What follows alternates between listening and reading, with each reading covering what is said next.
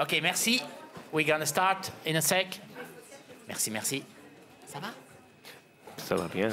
Oh, yeah, we can be better.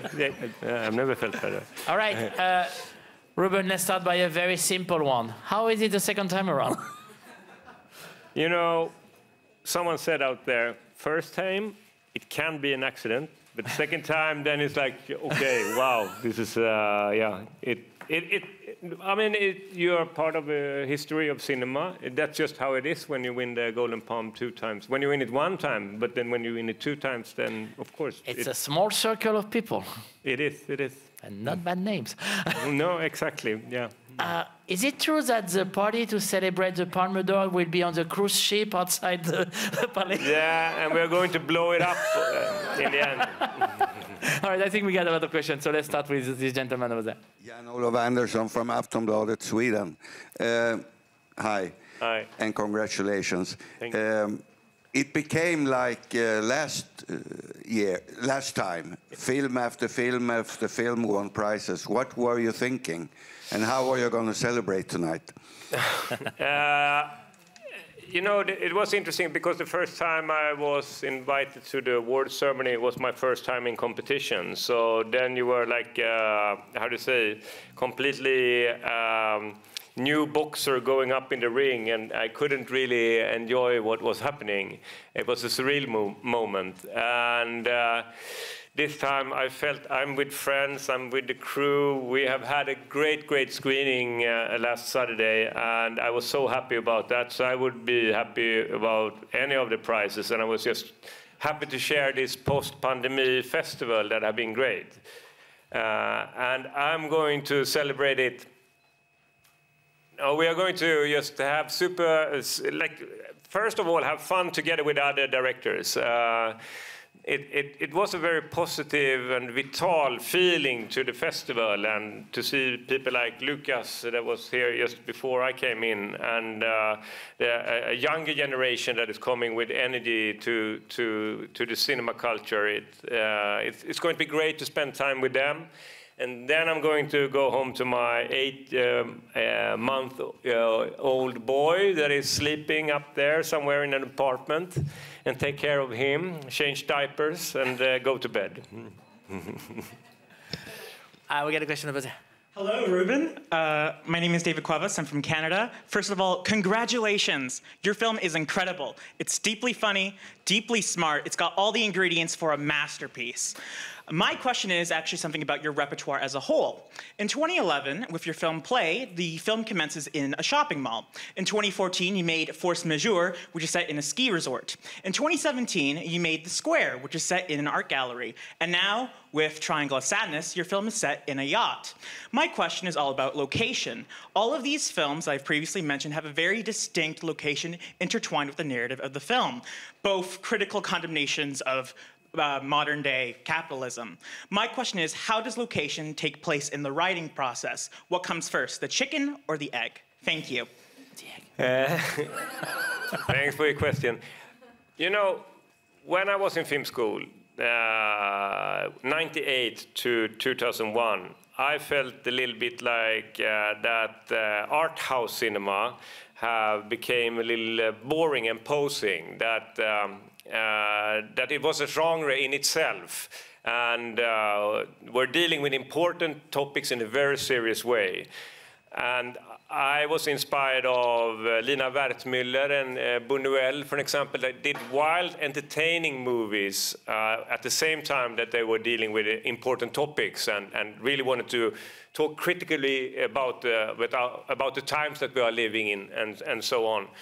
So I think actually that I had an idea that I wanted to put the important topics of our time into a context that we like to click on. It's true, like, you know, you want to go to a ski resort, and you create a Trojan horse where you bring the audience into a place where we want to spend time, but then forces the audience to discuss important topics. And the same thing with The Square, the art world. Bring in the audience and in this attractive environment. and really talk about the things that I thought is the most important, how we deal with responsibility, how we share responsibility, how do we build a society together. And this time it's the same thing again, but I did a 1 + 1 + 1. I did a fashion world, yacht, and then deserted island. And for me, it became the possibility to how to say, look on how our behavior is changing because of the context. So like the two first parts is taking place in very hierarchic, strong environments. And the third part is where all hierarchies are gone, and we have to rebuild them. And it's about know-how that is changing the structure rather than the other things that is in the two first parts. So yeah, I wanted to do wild, entertaining cinema that respects the audience, lets the audience have fun, like you have in a really good conversation. You know, when you have a good conversation with your friends, you're laughing at the same time that you're talking about important things. Question over there.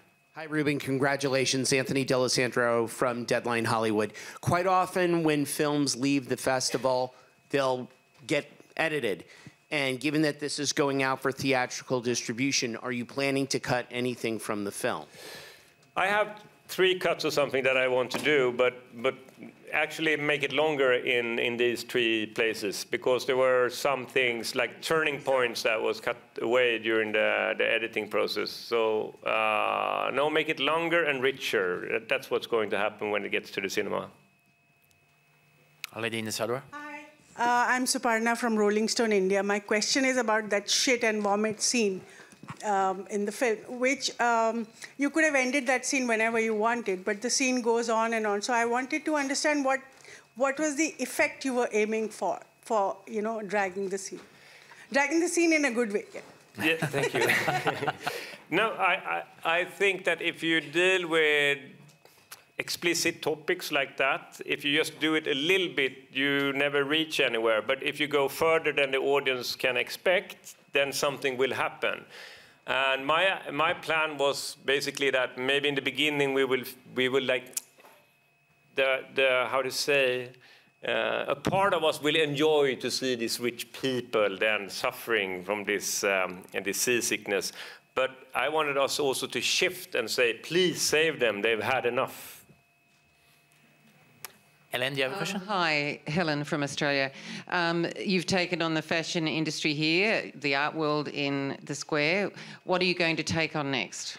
The next film is called The Entertainment System is Down, and it takes place on a long-haul flight.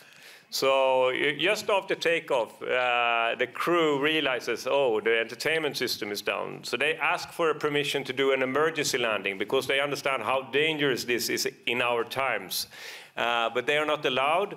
So the passengers, they have to deal with a 10-hour-long flight with no digital distraction. And it's going to be horrible for them, of course. How about a movie in a 10 days film festival on, I don't know, Riviera, something like that? That could work. It could be possible, yes. Give you some ideas. Sure, no? sure. When we find the right setup, then yeah, it will happen. Yeah. Get a question ready. Hello, I'm Nina from Georgia. First of all, congratulations. You're my favorite filmmaker, so I'm really happy. I have one question, but before question, I would like to say one thing. There's a scene in your film where there are 2 men, there's a captain and Russian oligarch, and they're arguing regarding capitalism and socialism. And I would like to say that it's the same in my country. I'm from post-Soviet country, and most of older generations somehow are capitalists. You say there that Americans are communist and Russian capitalists. So I don't know, what do you think, why it is like this? Because they have this kind of experience, and Americans have the experience of brutal capitalism, and the socialists have experience of maybe a little bit Soviet socialism, which was not exactly the same what Marx was saying. This one question, another one, please. What do you think, will mega-rich consume cinema as much as they are consuming art right now, because opening galleries, buying all the artwork, all the best artworks and art galleries. So cinema is standing a little bit far. I mean, independent cinema, like festival movies. What do you think about this? Thank you very much. Thank you. I think that I'm brought up during the 70s, and my mother was left-wing, started to be a left-wing during the 60s, and still is a left-wing. And I remember my upbringing, like there was an ongoing political discussion in my home. And my older brother, that is 8 years older than me, he became a right-wing conservative. So it was always these kind of political discussions at home. And at the same time, I felt in the world, we were navigating the way that we think from an Eastern Bloc, Western Bloc perspective. And I think that I thought that this was, how to say, it was like two football teams, and you're cheering for one of the football teams instead of realizing the good parts of both of these two systems. And it almost had a feeling, how to say, that recently that we have overcome this, and that the left wing actually can see the advantages of capitalism. I mean, both Marx and Lenin said we need capitalism in order to build a society, and then we will have another economic structure. So, but today the left wings have forgotten about Marx, I believe, and the right wings have become too liberal. They're too focused on the individual, so they don't see the bigger picture. So I think that I thought this was old-fashioned that we are talking about this way in this way. But when this invasion and this madness happened in the world, we all of a sudden we're back to a Eastern Bloc, Western Bloc discussion, even if Soviet Union doesn't exist anymore. So yeah, it was like processing these kind of discussions in my youth, but also because I think they are interesting, and I think that. Yeah, but we have to get ahead. We have to like step out of this football team thinking. I will not tell you. I think it's great that the French leftist press don't like my films. I think that's great. I mean, and I will not tell you my position. Maybe I'm in between where my brother and my mother is. All right, this is... This Sorry? Sorry, well, what's that question? Oh, the mega-rich consuming cinema as they consumed art before. That's what? No, but I have not seen the same parallel from the art world, because art world becomes so much about like trying to raise value of collections, and it's a different game that is going on there, I would say. Ok, la dernière question des presses-conférences de Cannes. 75e édition. Monsieur, il faut qu'elle soit bonne. Hein. So, Federico, congratulations. I'd like to know how this second Golden Palme will make you reflect on your next project, maybe to work outside Europe a little bit more, or if you have some ideas for the next... Yes, yeah.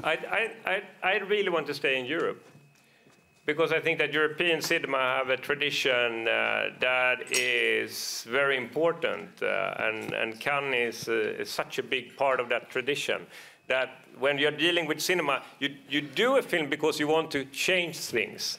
You want to change it to a way that you think is better. And that's the main goal of why you do something. And I can't think of something... It wouldn't make sense to me to do something if I didn't want to create new thoughts that I believe is useful, or that I am willing to fight for, or there's something that I disagree on that I want to make us question.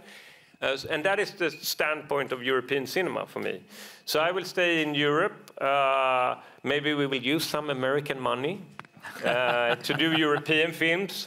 I thought it was very fun with this film because I had a couple of billionaires that is very engaged in society, but they put a lot of money in the film where we have this oligarch screaming, "Stop bullshitting and pay taxes." So I think there's possibility now with success also to use American money, you know. All right, Monsieur Osloon, merci beaucoup. Thank you very much.